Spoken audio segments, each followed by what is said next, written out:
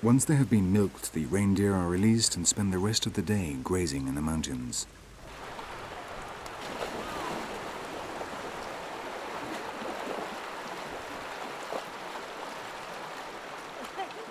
This settlement, composed of 12 families and 86 individuals, possesses only 200 reindeer, from which they obtain just enough to be able to buy a little flour, salt, tobacco and tea.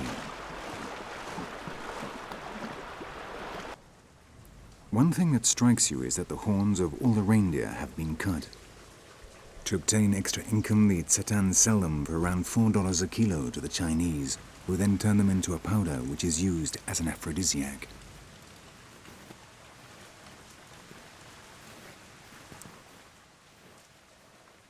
While the reindeer peacefully graze up in the mountains, the families remain inside their tents, around the comforting warmth of the fire. And that, more or less, is their day. Gombo is the chief of the clan. He was born 55 years ago in the Russian Taiga, but when he was 6 years old, his parents crossed the border and settled in Mongolia.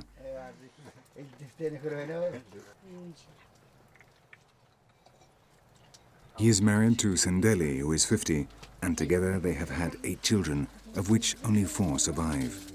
Their eldest daughter has just had a baby, whose father is a dahat. This is unusual among the Tsaatan, but in these desperate times they must seek to escape poverty, whatever way they can. Until just a few years ago, the women only married men from other clans, but of their same ethnic group.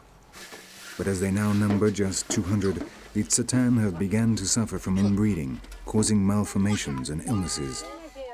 The Mongolian government accuses them of sexual relations between cousins, brothers and sisters, and even parents and their children.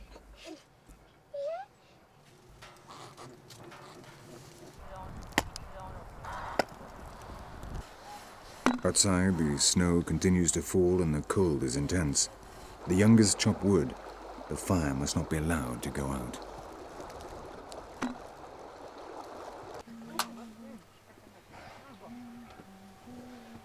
The Tsaatan, which literally means the reindeer people, are an ethnic group originating in Russia and Siberia, with their own language whose origin lies in Turkey.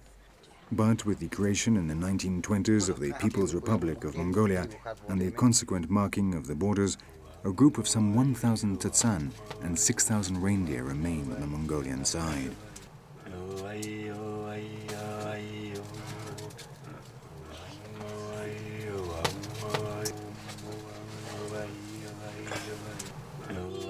Between chaps and cups of tea around the fire, another day comes to an end.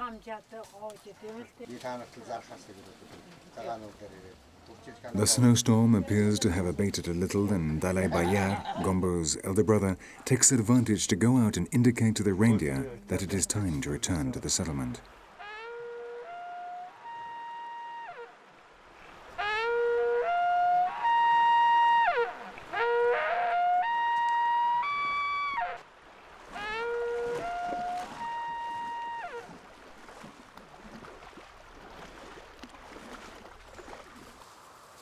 When the sun goes down, the taiga will become the domain of the wolves, which systematically attack their herds. The loss of an animal is a real catastrophe for the family economy, which is already down to the bare minimum. Every year, fewer reindeer are born, as the problems of inbreeding also affect them, causing diseases which they transmit to people.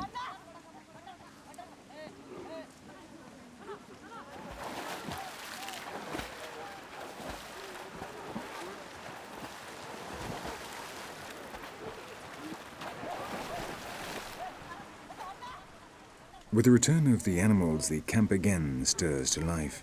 Each family separates its reindeer from the herd in order to milk them and give them salt.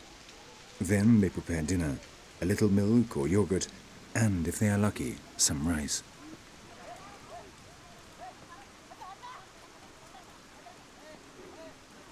Tomorrow, the same routine. And if the weather permits, the men will go out hunting while the women and children venture into the forest to gather wild fruits and berries.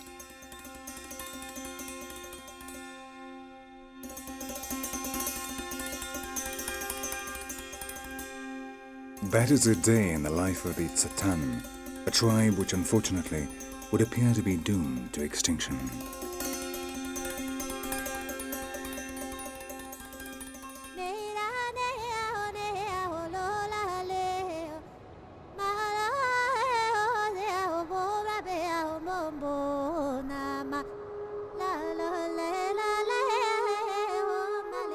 In the Altai range, winter has arrived with even greater force than normal, and at the start of October, a thick layer of snow already covers the mountains.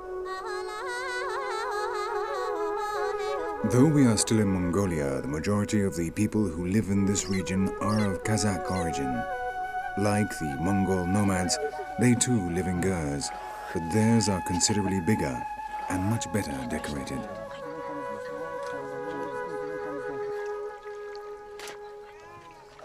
Despite the fact the land in which they live is extremely poor, the Kazakhs are prosperous herdsmen, and it's not unusual to find families with 1,000 head of cattle.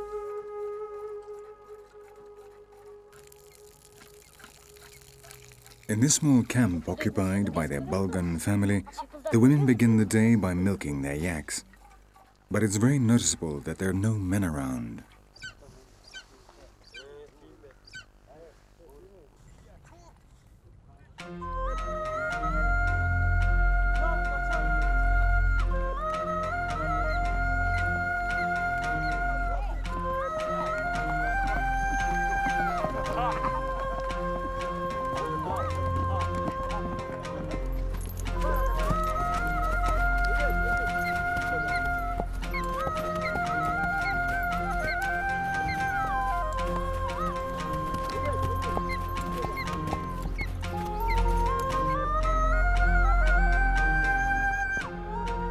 Nothing could be more exciting and enjoyable for a Kazakh from the mountains than to go out hunting with his eagle.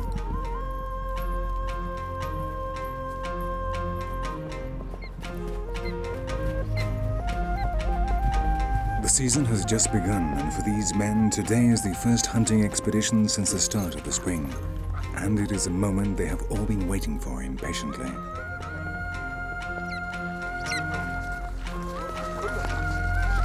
According to an ancient law, the hunting season cannot begin until the first snows of winter arrive, which is normally in the month of October. That way, they give possible prey a respite, so they can breed and raise their young during the summer months.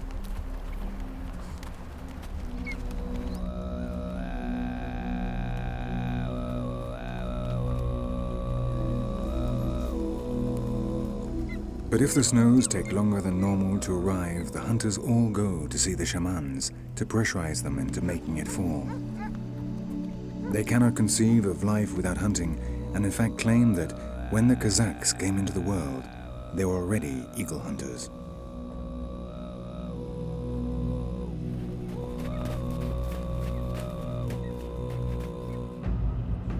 This tradition, which stretches back over 1,000 years, was inherited by the Kazakhs from their Turkish ancestors, and they were already practicing it when they first emerged as an ethnic group back in the 15th century.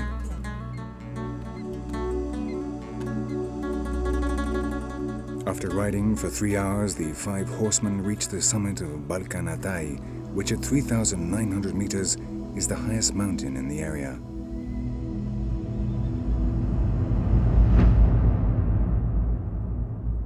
From here, they can look out over a number of valleys and nearby mountains. During the hunts, they prefer to move around the highest peaks and rarely launch their eagles from further down the slopes.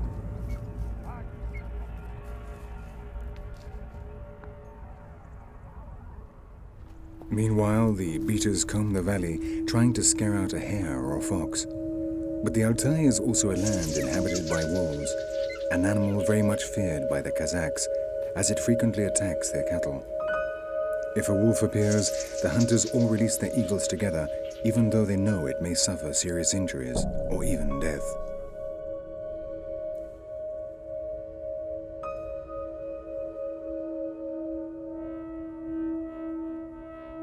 Now, all they can do is to be patient and wait.